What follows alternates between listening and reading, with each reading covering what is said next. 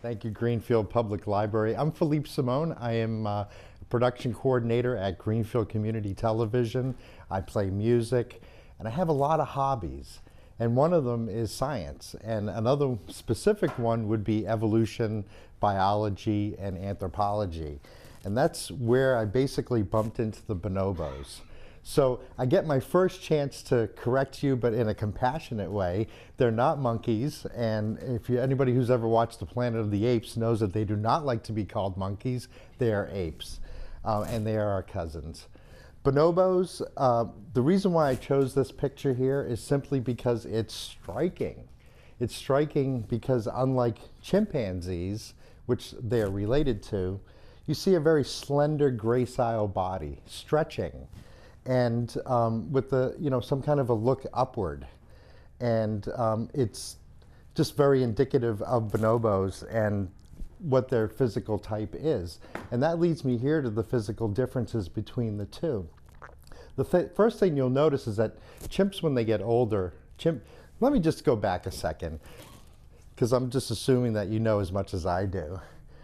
So about 1.5 to 2 million years ago, chimpanzees and bonobos split, basically because the Congo River established itself and created this barrier.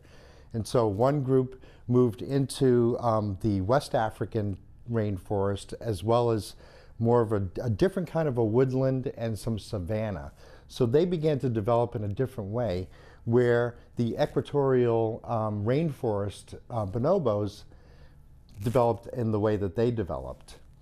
And so I'm looking at the geography, first of all, as a sign of how they're different. How are they different? The chimpanzees are a little bit bigger, and they go bald. The bonobos are a little bit smaller and more slender, less stocky than the chimpanzees, and they have some different facial characteristics. And they get this hair part, and you'll see some of that. And it is normal for them to have a lot of hair on top of their head, but they do pluck it out, especially the females. The females pluck the hair out of the males. As you can see here, this is a typical face, not so much in a savage pose, but in something probably gleeful. Another difference between chimpanzees and bonobos is that bonobos have a different kind of a nature. Chimpanzees have a patriarchal type of society, though there is some egalitarian, there is some altruism, and there's a difference of social structures depending upon geography, but bonobos are matriarchal. And one of the major differences that this has caused in their evolution is in their body chemistry. And where chimpanzees can be extremely hostile and violent at times, bonobos are completely pacifistic. There's been very few cases of them attacking or having any kind of violence. And what happens is, well, that's one of the reasons why, is because as soon as a bonobo is born, it gets mothered to death for the first 5 years. Everything is taught by the mother. The males are around, but they sometimes mostly help out mothers, and that's how they gain favor.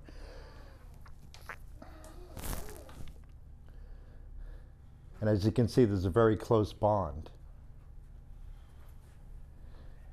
And bonobos are very strong too. They're as powerful as chimpanzees, and they can carry like 3 or 4 babies at a time and just like it's nothing. And that's a face. And when I look at bonobos and I see chimpanzees, I know how we're related evolutionarily, and the fact that we diverged from our common ancestor diverged from chimpanzees and other apes about 6 to 7 million years ago.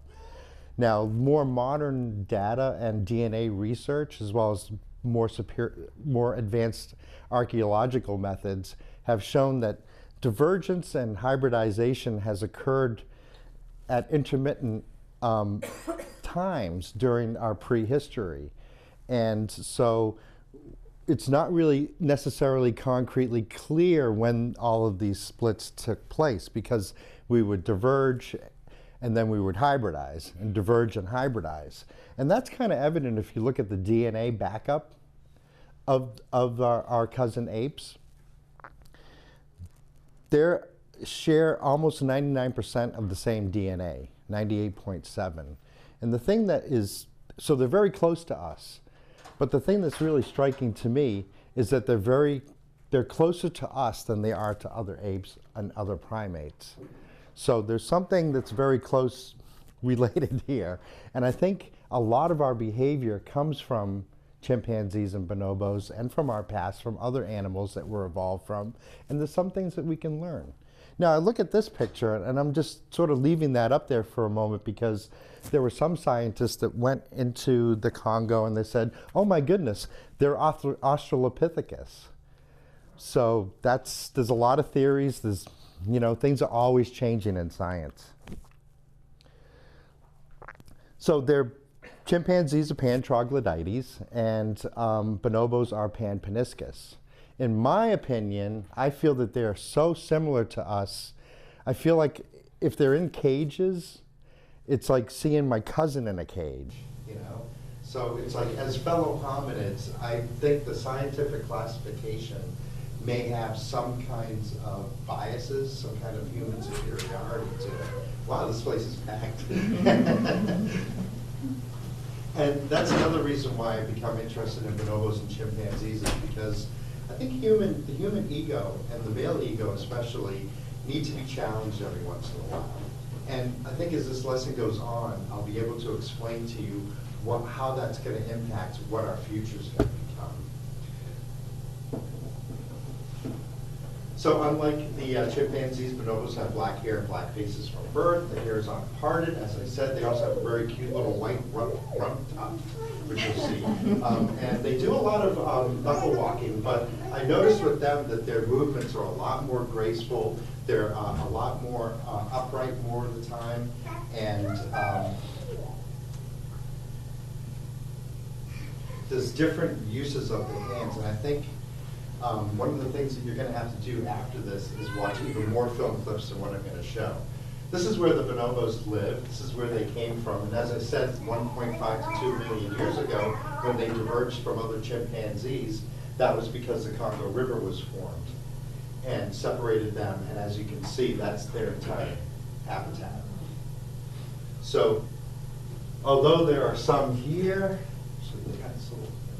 although there are some here, and this is mostly the most untouched region. The big town there is Basankusu, and that's kind of the stepping off point to some of the other indigenous areas around here. And one thing we're going to talk about is how the Congo has made certain indigenous people eco-protectors. Mm-hmm. And the reason why is because their conservation status is endangered. And their habitat, as I said before, is mostly rainforest south of the Zaire River.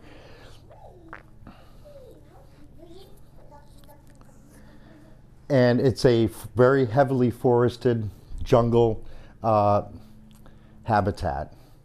And as I said here, in Lukuru, there's an absence of swamp vegetation, and bonobos utilize a mosaic of dry forest and savanna habits. It's a fusion fission society. So what happens is when they encounter different types of geography, different kinds of climatic happenings, and different kinds of environments, they change their social structure. So where there's a larger group, they may splinter off to form smaller groups in order to meet the environmental limitations. And here's, that's a bonobo in a natural habitat in the rainforest. And they do go in the water, and it's actually very common for them to go in the water because during the rainy season, large parts of the forest become a series of little islands, and they have to really be able to wade and get around. So one of the things I'm going to show you today too, at the Lola Bonobo Sanctuary, where they rescue orphans, they will teach them how to get in the water and become familiar with the water. Their diet, they're vegetarians, though I did hear a report recently of a monkey hunt where they actually captured a monkey and ate it. So nobody does everything the same way all the time, I guess. But mostly... was that because they were super hungry? Most likely, yeah. And so there's another example of how their social behavior adjusts to the environment, which makes them a little bit closer to us. Not to say the chimpanzees don't do this, because the Fongoli savanna chimpanzees that are living in a much sparser and harder environment have developed spearing for hunting, as well as swimming in the, cooling off in water holes, as well as other certain acts of truce time and altruism so they can overcome the heat and share the cave and sleep in a cave in the daytime. So yeah, like it says here, unlike chimpanzees, bonobos do not actively hunt mammalian prey, but feed on it opportunistically, which means if they come across something, they may eat it if it's easy enough to get. And that's a basic picture of their diet. It looks pretty delicious, actually. What are the big fruits? I don't even know the names of these things, but this opens up to be a lot like an orange. It's got like sectioned pieces that really, when I saw them eating them, it looked really delicious. And this is kind of like a papaya inside, where it's like just a sweet mass. Jackfruit? Yeah, and there's lots of star fruit and different kinds of nuts too. And then when there's no fruit, they'll eat nuts as well. And of course, leaves are another part of their diet, as you can see here. So, bonobos are endangered, and they're only native to the Congo, the Democratic Republic of the Congo, and mostly in the north, in what they call Ikolo ya Bonobo. Ikolo ya Bonobo, which means land of the bonobos. And right now, the international poaching trade, the crime cartels, and even local hunters, they say now that poaching is the largest contributor to the destruction of the species. And so about 20 years ago, a woman, Claudine Andre, who's Belgian, and who was raised in the Congo, her father was a veterinarian, took her money and just said, I'm going to do this, and just bought a huge tract of land outside of the capital, Kinshasa, in the suburbs, and fenced off like a 75-acre area with a nursery and other facilities as well. So basically, the rescues come in from all over the Congo. A lot of times they're found right here at the airport in people's suitcases. People try to smuggle them out. They find them in bars. They find them being sold on the street. And what happens is you can get like 50 to 100 grand for a baby bonobo if you sell it to a zoo or something, or to a pet owner. So what they do is they kill the whole family, sell the meat for people to eat, and then the babies get sent to a dealer or something. And that's extremely traumatic for them. It's like they really need their mothers. I mean, they're just, you take a bonobo away from its mother, it's like taking salt out of the ocean. It's something that it really needs. And if they don't have mothering, they die. They die of grief. So the Lola Bonobo Rescue gets them, and then they rehabilitate them in their compound. They get them these mothers. They have all these people that work for them who are from the local area, and there are these women who mother them, and they really mother them. And I'm going to show you some of this. Some of these film clips are in French, but I'll explain as we go along what's happening. Where do I sign up for that job? Yeah. Lola ya Bonobo.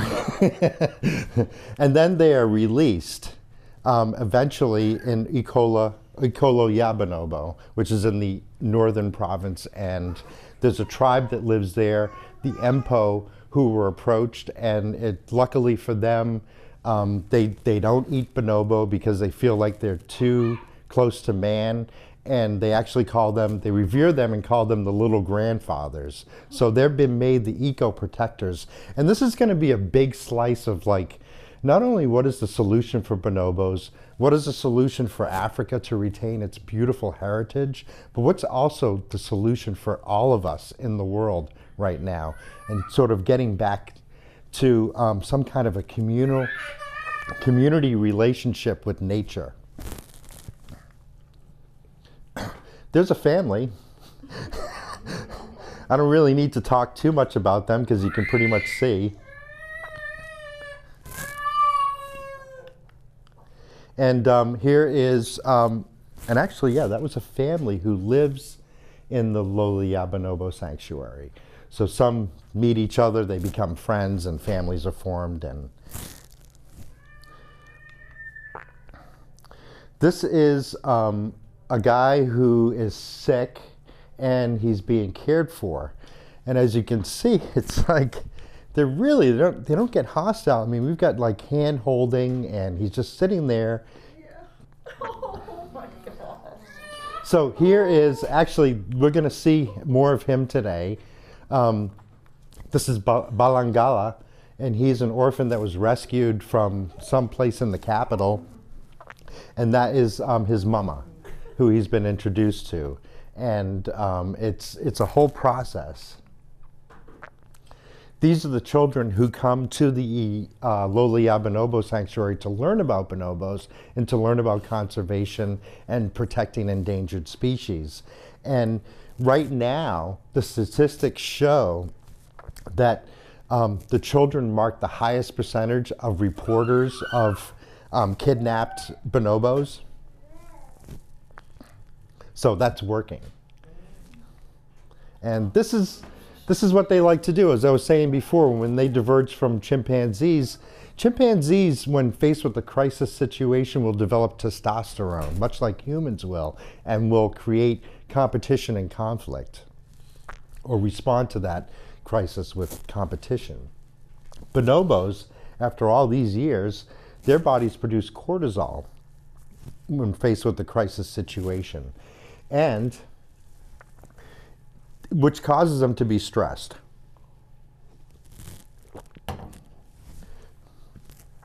And they overcome the stress by doing this, by hugging, kissing, sharing, mostly. I'll show you a few examples of how that works. It's really something. This is Claudine with one of her friends. They really do remember, they really do appreciate the work that she's done.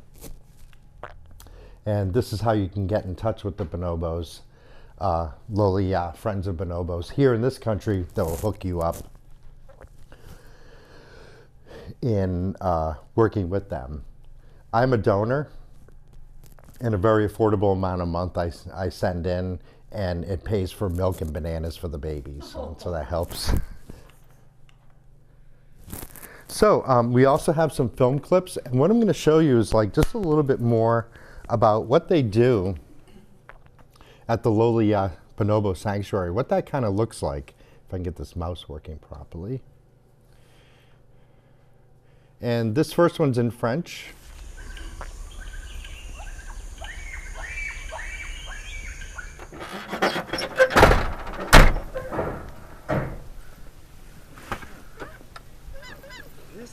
And so they've just rescued him from somewhere. They've got to protect the identity of the guy that's given him over. A lot of times they're government agents, or it's extremely illegal to poach them and to take them. Un peu stressé, mais pas trop, et très curieux de voir tout ce qui se passe par la fenêtre. So he's getting the sanctuary ready. The babies are just, they're very calm and docile in a situation like that. But once they get familiarized with their surroundings and their friends, appelé Balangala, à 140 km de notre site de réintroduction à Lola Bonobo. Nos équipes sur place ont été le chercher, en ont pris soin pendant quelques jours, le temps de le remettre d'aplomb, and he's a police officer qu'il who's puisse in charge supporter un of voyage en pirogue jusqu'à Mbandaka. Et de Mbandaka, on a pu, grâce aux autorisations de l'ICCN et la collaboration des autorités locales, obtenir toutes les autorisations de transfert pour acheminer ce petit bonobo jusqu'au sanctuaire Lola et Bonobo. So they arrive at the Lola Bonobo Sanctuary.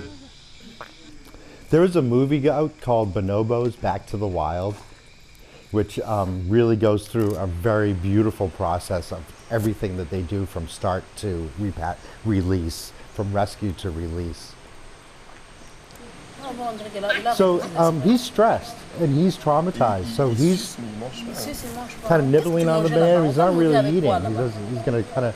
Tu peux me dire? Il boit bien. Ça c'est déjà bien. Ça c'est déjà bien. Mais on t'a nourri avec quoi? Avec la chicoine ou quoi?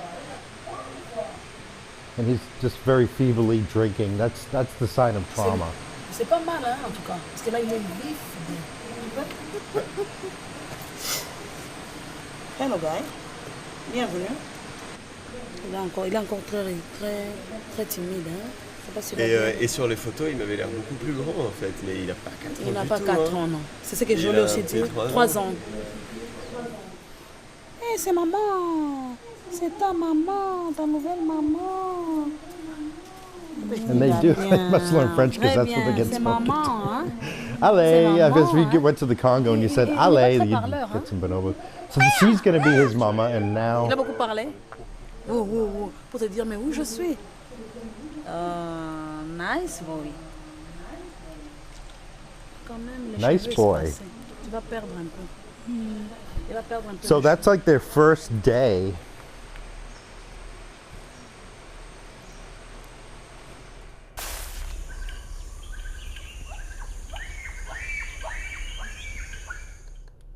And then his integration into the nursery. So as these mamas care for orphan after orphan, the ones that are still there help to socialize the new ones that come in. And so that's a really, really great way of like making them feel at ease, to overcome that trauma, to take away that grief. They get all this holding, this mothering, kissing, talking to.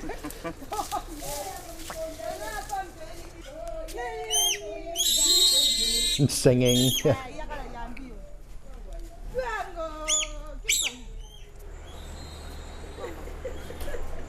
And they squeal. So as the new ones come in, they'll kind of roughhouse a little bit, but they really help to socialize them back into the groups he's holding in. That's my mama too. She's going to take good care of you. That's the veterinarian from Lola Bonobo. Balangala est venu rejoindre à la nursery.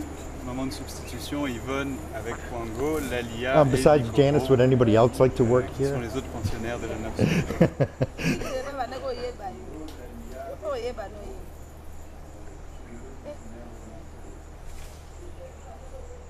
So already the smiles that are happening. Sur sa rive est aussi un petit orphelin qui a été pris en charge par sa rive. C'est comme ça qu'on peut voir autant de rapprochements entre Picoro et son ancienne maman de substitution. Il a incité au jeu Balangala et c'est d'ailleurs la première fois qu'on a entendu rire Balangala depuis son arrivée il y a bientôt 7 semaines.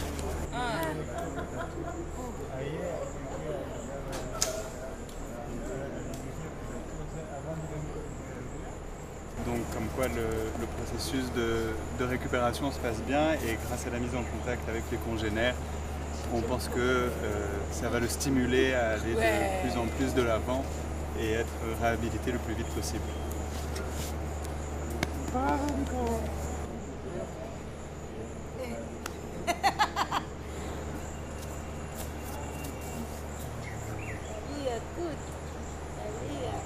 So that's the first step, is integrating them into the nursery and to overcome the trauma and grief by getting the children to play together. They start eating, they're going to get bathed, they're going to play, they're going to have music, there's all kinds of things they do with them all day long.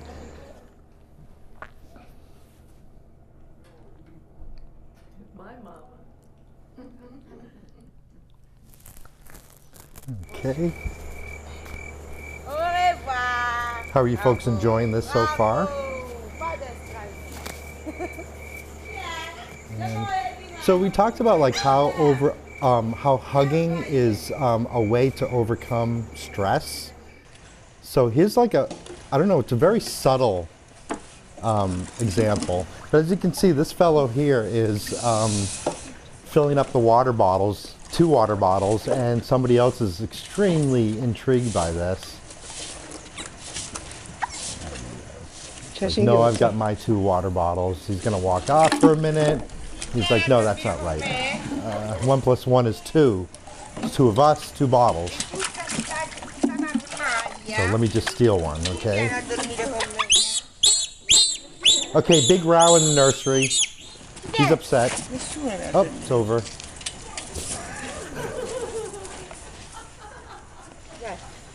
And that's that. So remember that the next time you're about to have an argument with somebody, just hug them. Just give them a hug and a bottle of water. And I'm also going to show you just a little bit more about Lola Bonobo from this introduction. The breathtaking in English. rainforest of the Democratic Republic of Congo. This is the only country on Earth where we can find the bonobo. In appearance, bonobos are very similar to chimpanzees. It was only discovered in 1929 that they are in fact different species.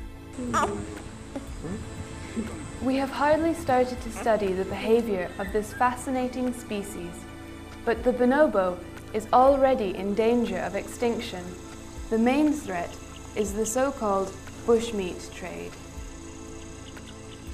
Bonobos, just like other species living in the rainforest, are hunted for their meat, and bonobo infants are sold as pets. Fortunately, some people are fighting to make a difference for the survival of bonobos. Thanks to them, there is a sanctuary at the edge of Kinshasa, the capital of Congo, where orphaned bonobos that were victims of poaching get a second chance. Nous sommes à Lola et à Bonobo. En français, comme on le dit, le paradis des bonobos. C'est un centre pour la réhabilitation des orphelins bonobos. Donc tous les bonobos que vous voyez sont des rescapés. Donc on les a récupérés au marché, même chez les particuliers dans des maisons. Et on les a regroupés ici au centre pour leur donner encore l'espoir de vivre. When they arrive at the sanctuary, the orphaned bonobos are usually weak and sick and only a few months old. In the wild, infants are taken care of by their mothers until the age of 4 or 5 years. So at Lola Bonobo, this role is taken by the nurses instead. The nannies are surrounded by their little protégés all day long. Later, when the infants have gained enough strength, they can meet the other similar-aged orphans in the bonobo kindergarten. Here, they learn the ins and outs of the bonobo society. When the time has come, the nurses help the bonobos to gradually fit into one of the communities that live in the sanctuary's expansive forest.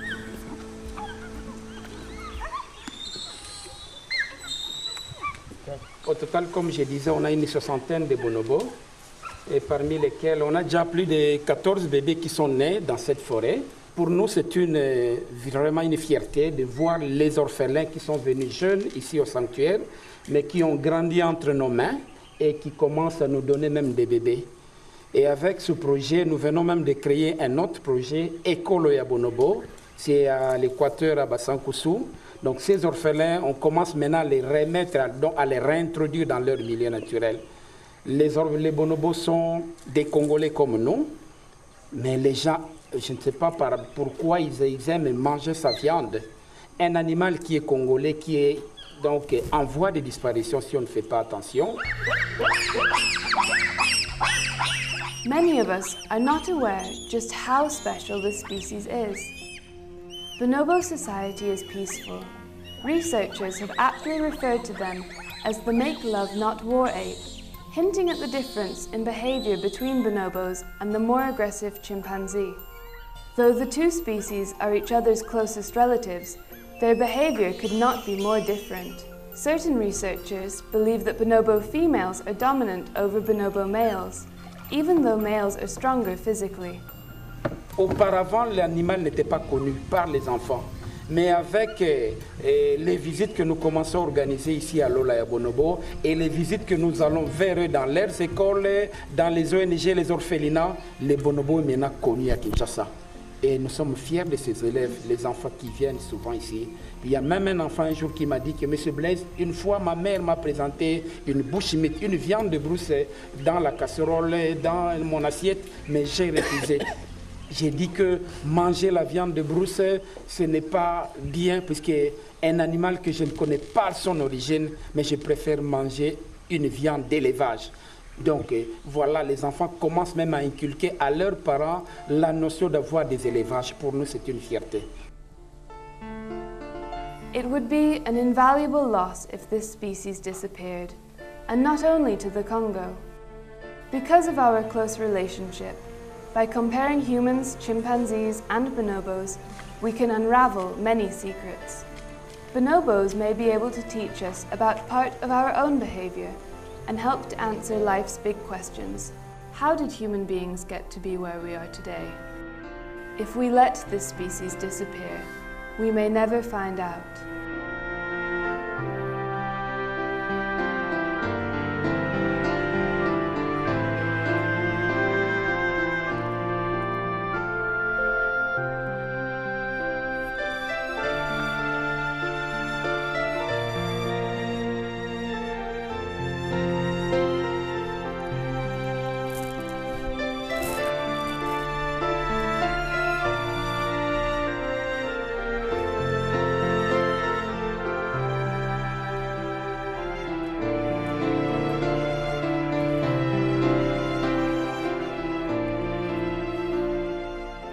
So there's an introduction to Lola Bonobo, and I'm going to talk a little bit about what they were talking just now, which was about their behavior and how it's different from chimpanzees, and the main difference being the patriarchal versus the matriarchal society.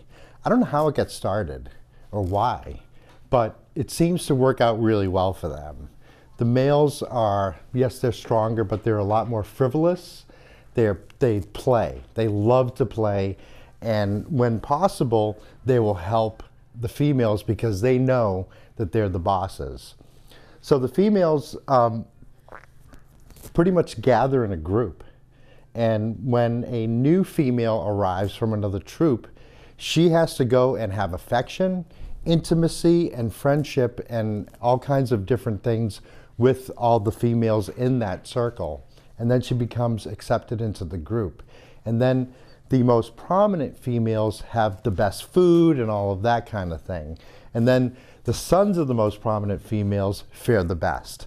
So it's a little bit, not so good for some males, but all in all, it seems that the major priority of their society is the benevolent and peaceful existence of mothers, children, and sons and daughters, So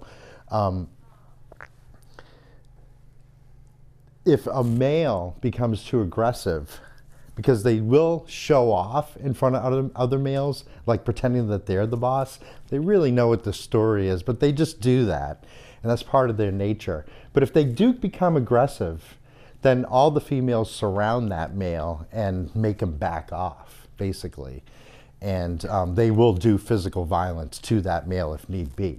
I think that's quite simple. The mother's the most nurturing member that anyone would experience in their life. They have a very close relationship. It makes sense. And for me, this is one of the lessons that I like to teach men in our society right now, because there's a lot of angst and patrimony and all kinds of male domination starting to rise back up with the political climate and the social climate, especially here in the United States. And we need to look at the world of nature to know who we are ourselves in a lot of ways. And I think that that's what it's telling us right now, is that our mothers are important, the children are important. There's really not much more important than that in society than the needs of regular people.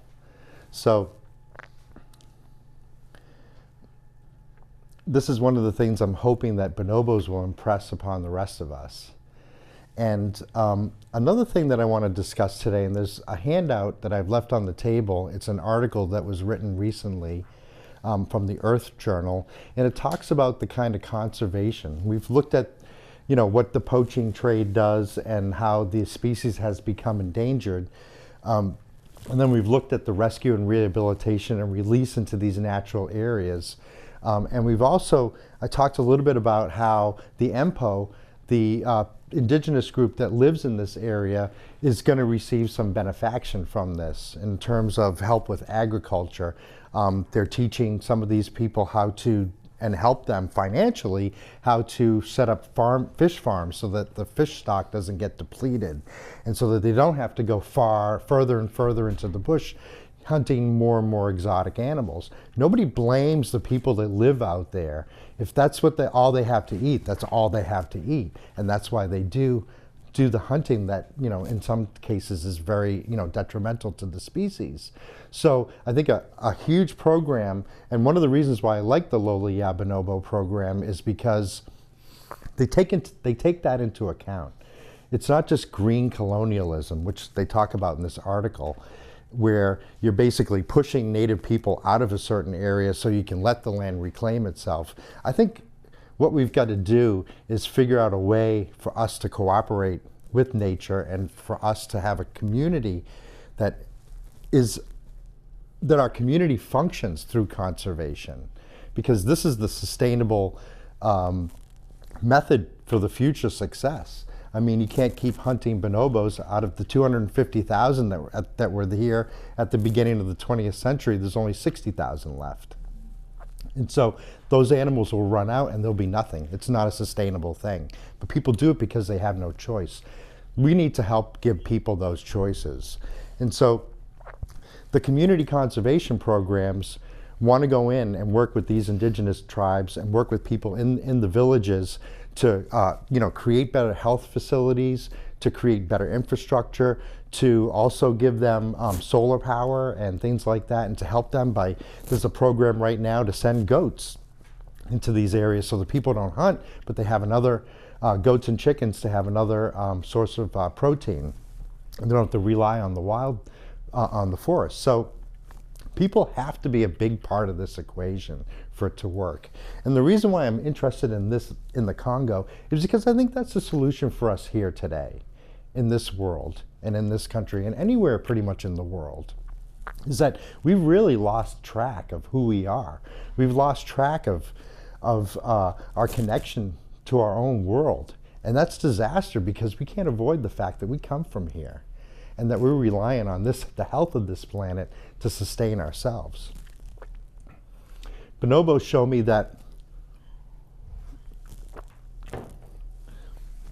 I don't have to react out of fear, and I don't have to react out of hate, and I don't have to react to things with violence or competition, but that there's other things in our evolutionary past that allow us to have some choices.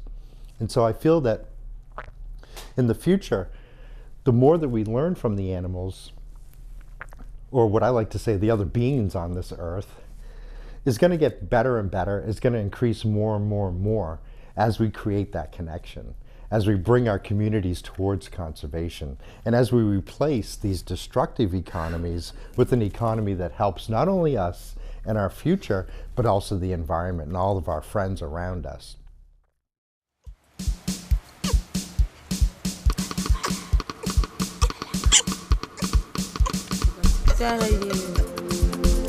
Yeah,